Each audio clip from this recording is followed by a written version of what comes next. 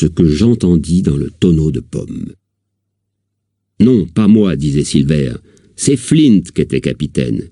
Moi, j'étais que quartier-maître, rapport à ma jambe de bois. La même bordée qui m'a enlevé ma jambe a fait perdre ses yeux au vieux Pew. C'était un maître chirurgien, celui-là, qui m'a amputé.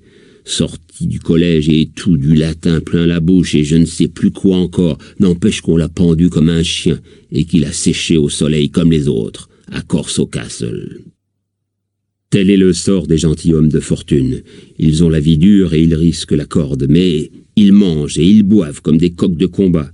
Et quand un voyage est fini, c'est des centaines de livres qu'ils empochent, et non pas des centaines de liards.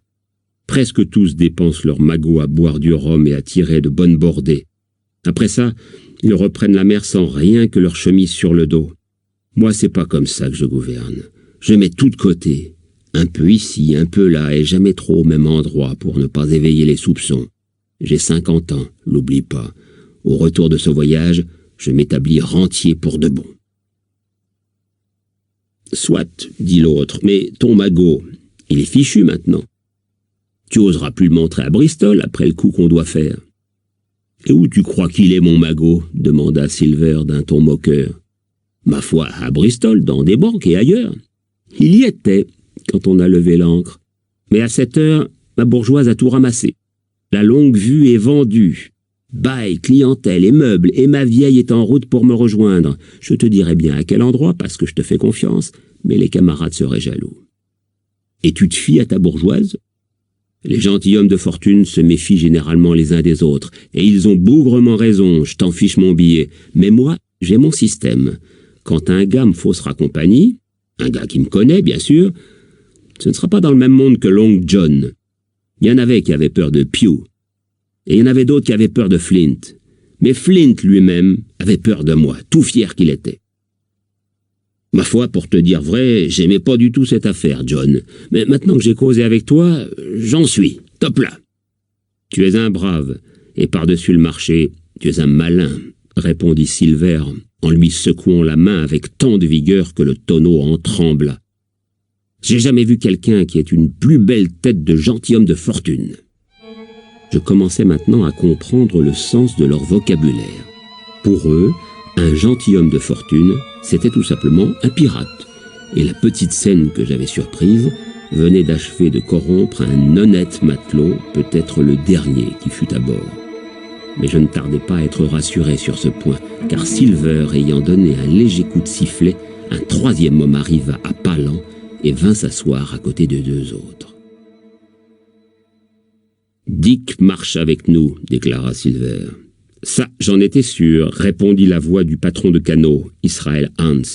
Il n'est pas idiot, Dick. » Il roula sa chique dans sa bouche, cracha, puis poursuivit. « Mais dis donc, Tournebroche, il y a une chose que je voudrais savoir. Combien de temps qu'on va louvoyer comme un foutu canot à provisions? J'en ai jusque-là du capitaine Smollett, 1000 tonnerres. Il y a assez longtemps qu'il me crève de travail. Je veux entrer dans cette cabine, moi. Je veux tâter de leurs conserves, de leur vin et de tout le reste. » Israël, t'as jamais eu beaucoup de jugeote. Mais je pense que t'es capable d'entendre. En tout cas, tes oreilles sont assez grandes pour ça. Et voilà ce que j'ai à te dire. Tu vas continuer à coucher à l'avant, à trimer dur, à parler doux et à rester sobre, jusqu'à temps que je te donne l'ordre de passer à l'action. Je t'en fiche mon billet, mon gars. Ben, je dis pas non, grommela l'autre. Tout ce que je veux savoir, c'est quand ça va se passer, un point c'est tout. Quand? 1000 tonnerres, si tu tiens à le savoir, je vais te le dire tout de suite, le plus tard possible, mon gars. Réfléchis un peu. Il y a un marin de première, le capitaine Smollett, qui gouverne pour nous ce foutu bateau. Il y a ce châtelain et ce docteur, qui ont une carte et tout le fourbi. Je sais pas où elle est, pas vrai? Et toi non plus, que tu me dis. Alors, 1000 tonnerres, je veux que ce châtelain et ce docteur trouvent le magot et nous aident à le transporter à bord. Après ça, on verra. Si j'étais sûr de vous tous, bande de lourdeaux, j'attendrais que le capitaine Smollett nous ait ramenés à moitié chemin avant de frapper. Ben quoi, on est tous de bons marins ici, à ce qui me semble, déclara le jeune Dick. Tu veux dire qu'on est tous de simples matelots, répliqua Silver d'un ton sec. Nous pouvons gouverner, mais qui c'est qui va établir la route à suivre?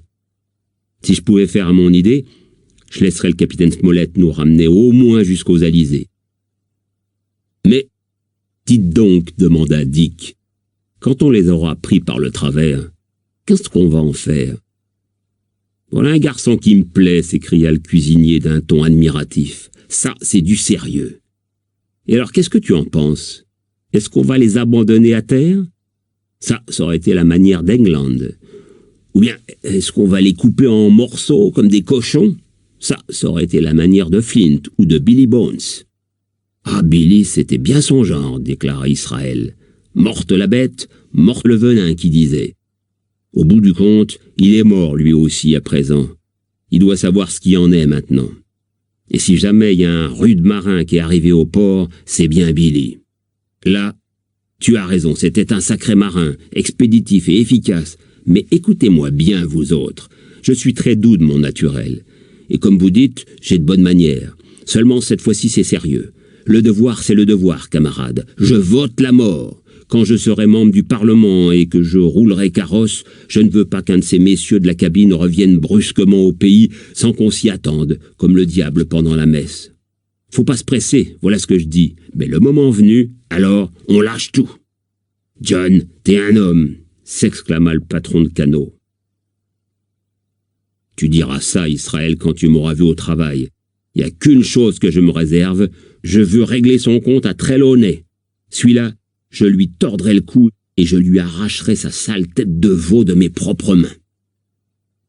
Dick, ajouta-t-il en s'interrompant, lève-toi, comme un brave garçon que tu es, et va me chercher une pomme pour que je me rafraîchisse la dalle. Vous pouvez imaginer quelle fut ma terreur. Si j'en avais eu la force, j'aurais sauté hors du tonneau et je me serais sauvé en courant. Mais le cœur me manquait et les jambes aussi. J'entendis Dick qui se levait. Puis quelqu'un dut l'arrêter, et Hans s'exclama. « Bon, laisse donc ça, John. Tu vas pas te mettre à sucer cette eau de cale. Vaut mieux prendre une lampée de rhum. »« Dick, déclara Silver, je te fais confiance. Je t'avertis qu'il y a une jauge au baril. Voilà la clé. Remplis un gobelet et apporte-le ici. » Malgré ma terreur, je ne pus m'empêcher de songer que c'était sans doute par ce moyen que M. Harrow se procurait l'alcool qui avait causé sa perte. L'absence de Dick fut de courte durée, mais le patron de canot en profita pour parler à l'oreille du cuisinier. Je ne pus saisir que quelques mots, et pourtant j'appris d'importantes nouvelles, car, outre plusieurs bribes ayant trait au même sujet, j'entendis cette phrase entière. « Il n'y en aura pas un autre qui marchera avec nous. » D'où je conclus qu'il restait encore des hommes fidèles à bord. Lorsque Dick fut revenu, ils prirent le gobelet à tour de rôle et burent. « À notre réussite, dit l'un. « À la santé du vieux Flint, déclara l'autre. Quant à Silver, il récita sur un ton de mélopée. « À notre santé, et tenons le plus près beaucoup de butin, et le ventre bien plein. » À ce moment, une vague lueur tomba sur moi au fond du tonneau. Ayant levé les yeux, je vis que la lune venait d'apparaître. Elle argentait la voile d'arrière et baignait de sa blanche clarté la voile du mât de misaine. Presque au même moment, la voix de la vigie cria « Terre !